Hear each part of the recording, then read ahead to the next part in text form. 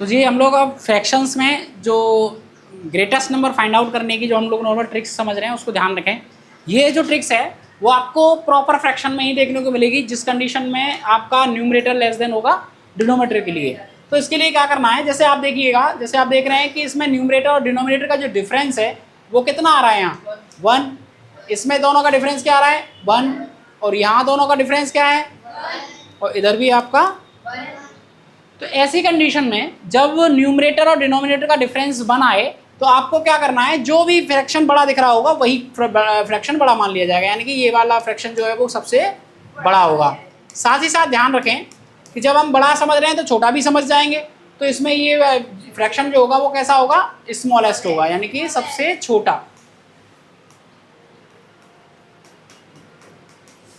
और जैसे सबसे बड़ा। क्लियर। दूसरे वाले में आए, सेम कंडीशन यहाँ अप्लाई करनी है। इन दोनों का डिफरेंस क्या आ रहा है आपके पास 3। इन दोनों का डिफरेंस क्या आ रहा है, इनका कैसा आ रहा है, और इनका। तो जब डिफरेंसेस सेम आए, ठीक है ना, तो उस वाली कंडीशन में जो भी फ्रैक्शन आपको बड़ा दिखेगा वही बड़ा माना जाएगा और जो छोटा होगा वो छोटा माना जाएगा। तो यहाँ पर ये बड़ा दिख रहा है तो ये फ्रैक्शन आपके लिए क्या हो जाएगा, ग्रेटेस्ट फ्रैक्शन हो जाएगा। और सबसे छोटा कौन सा होगा यहाँ, ये आपका स्मॉलेस्ट हो जाएगा। नेक्स्ट में सेम यहाँ पर भी देखिएगा, जैसे इन दोनों का डिफरेंस कितना आ रहा है 2, इसमें डिफरेंस कितना आ रहा है, इसमें डिफरेंस कितना आ रहा है, और इनका डिफरेंस कितना आ रहा है। तो यहाँ पर सभी में डिफरेंसेस क्या है, अलग अलग आ रहे हैं। तो इस वाली कंडीशन को करने के लिए क्या करना होता है, जिस नंबर जो नंबर हमारा डिफरेंस के रूप में आ रहा है उसका डिवाइड आपको क्या करना है, इसमें देना है न्यूमरेटर में। यानी कि अगर मैं 2 का डिवाइड 15 में दूँ तो वैल्यू क्या आएगी 7.5। 1 में 10 में 1 की डिवाइड देने पर 10 ही आएगा। अगर इसमें देते हैं तो आप 7 4 जा 28, 3 बचेगा, 3 यानी कि फिर दोबारा से 0.7 ऐसे ही आपका दिखेगा। ओके। देन आफ्टर आप देख रहे हैं 3 का डिवाइड अगर इसमें देंगे तो 8 जा 24, 1 बचेगा आप 3 बार। तो ऐसे करके कुछ वैल्यूज़ इनमें आपको देखने को मिलेंगी।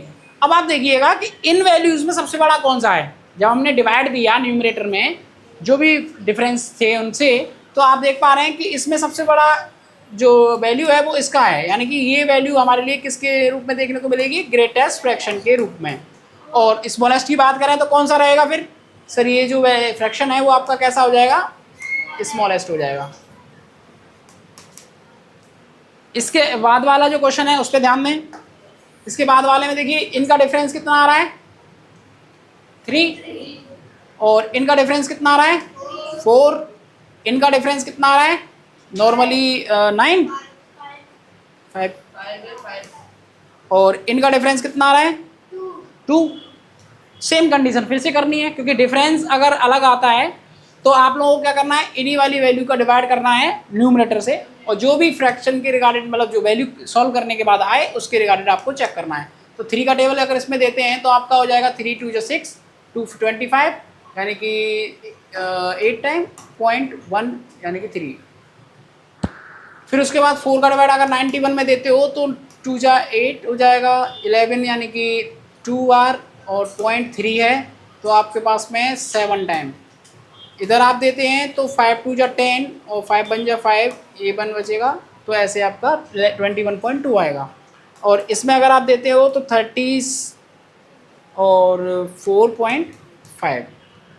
तो ये आपके डिवाइड देने के बाद कैलकुलेशन के रिगार्डेड है। तो आप देख पा रहे हैं अब इसमें सबसे बड़ा कौन सा दिख रहा है आपको, ये फ्रैक्शन आपका कैसा हो जाएगा, ग्रेटेस्ट हो जाएगा।